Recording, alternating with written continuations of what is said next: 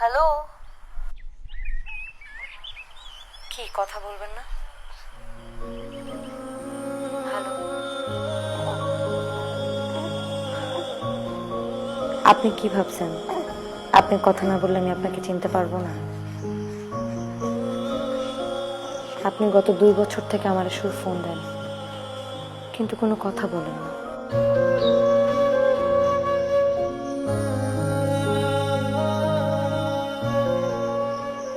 আচ্ছা, আপনি কি আমাকে কিছু বলতে চান? হাসান,